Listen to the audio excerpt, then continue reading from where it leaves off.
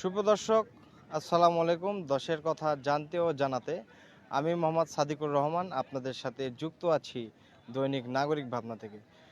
সুপ্রিয় দর্শক, আমরা কিন্তু এই মুহূর্তে অবস্থান করছি বগুড়া জেলার সারিয়াকান্দি উপজেলার প্রেম যমুনার ঘাটে।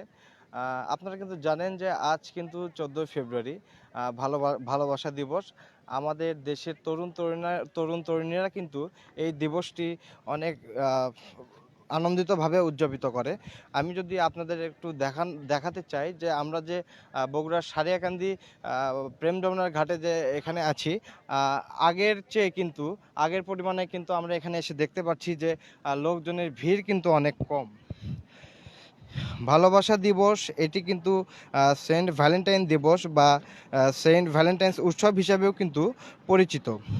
এটি একটি বার্ষিক উৎসবের দিন, যা 14 তারিখে কিন্তু সবাই পালন করে থাকেন। প্রথম দিকে সেন্ট ভ্যালেন্টাইন নামক একজন অথবা দুজন খ্রিস্টান শহীদকে সম্মান জানাতে কিন্তু এই খ্রিস্ট ধর্মীয় উৎসব হিসাবে কিন্তু এটি পালন হয়ে আসছিল।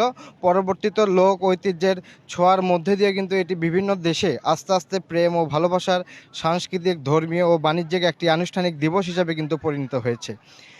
এই দিনটিতে দম্পতিরা কিন্তু বিভিন্নভাবে কিন্তু তারা উপহার বিনিময় করে থাকে একে অপরের প্রতি। বাংলাদেশেও কিন্তু বর্তমানে এই দিবসটি খুব জনপ্রিয়ভাবে কিন্তু পালন করা হয়। বিশেষ করে কিন্তু তরুণ সমাজের কাছে কিন্তু এটি খুব তরুণ সমাজের কাছে কিন্তু এটি খুব জনপ্রিয় হয়ে উঠেছে এই দিনটি।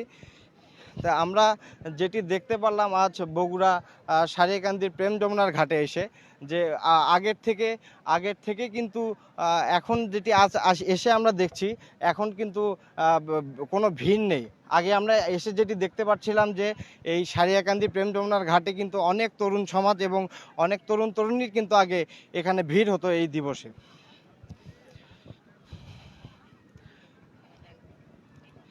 তো দর্শক, 14 তারিখ এই ভালোবাসা দিবস উপলক্ষে আজ আমরা যেটি আপনাদের দেখালাম এই সারিয়াকান্দি প্রেম যমুনার ঘাটে এসে, আমি মোহাম্মদ সাদিকুর রহমান আপনাদের সাথে এতক্ষণ যুক্ত ছিলাম দৈনিক নাগরিক ভাবনা থেকে।